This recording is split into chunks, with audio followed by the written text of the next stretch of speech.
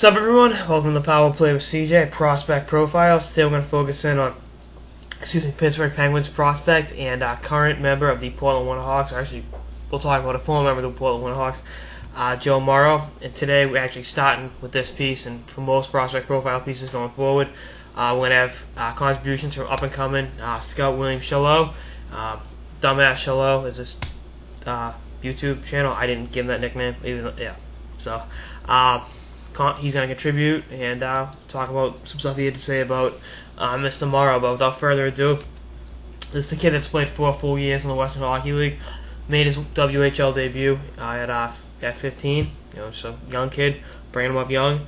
Had 7 assists in 41 games that year with the Winterhawks. The next year, played on a bomb squad with Niederreiter and Johansson, and then had 31 points in 63 games, really up in his production, up in his plus minus, up in his penalty minutes.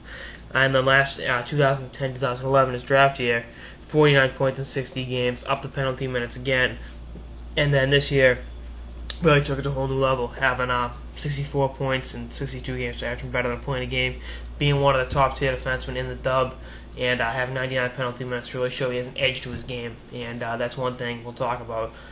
Player comparisons have been made to both Duncan Keith and Ryan Whitney, and I'd say offensively he's more along the lines of Ryan. Actually, Keith, and I don't mean disrespect with Duncan Keith, he's kind of overrated.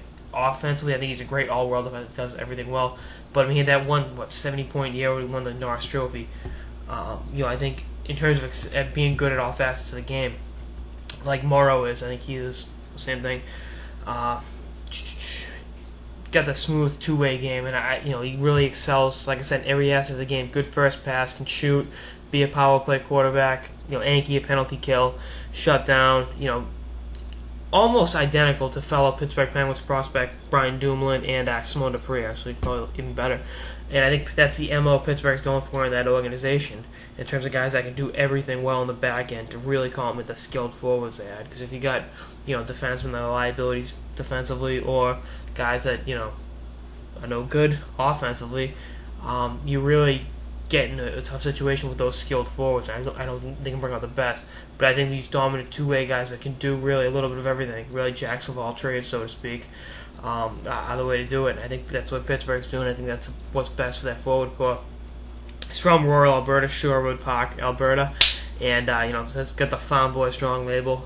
Kind of like Dennis Wideman when he was playing for the Bruins. I talked about that, the meat and potatoes part of the game. He can definitely, in terms of being strong, he's got the strength. He could afford to be a little more tenacious, especially on the boards, winning those battles. Those things that don't show up in the stat sheets can really help bring his game to the next level. But in terms of being a solid defenseman, I think he's going to be that. Because he's a late 92, he can play in the AHL next year, and he's definitely a guy that can push for a roster spot in Pittsburgh. He possibly could have made Pittsburgh last year, but when you got a very talented team with a very talented defense core, it's going to be tough to stick. But I think some seasoning will spare the great for him, and then I think he'll definitely get up for a couple of cups of coffee in the NHL. I put the over-under at 12 to 15 games for him in the NHL, and that's fine. He'll be 20 in December, so he can use the time in the AHL to really take his game to the next level, learn to play the nuances of playing against men on a 99 basis. He's a good-sized kid at 6'1" and 206, but being the biggest kid, he's not Char, obviously, but he's one of the bigger guys in the dub in terms of defensemen, and you really got to learn to the playing against men aspect. The sizes and everything. It's more strength as he gets to the next level, and he'll find that out. And it's more the headiness of the game. He thinks the game well, cut down on the mistakes. But that's the nature of the beast of being a young defenseman, and in a talented organization like Pittsburgh. But that's all I got on this episode of the Power Play with CJ. Big thanks to William Shallow for giving us the preview, the analysis, and give him a sub. I got some pretty good highlight reels. I was really enjoying seeing some of the up and coming talent that even I really haven't divulged too deep into. So later, guys.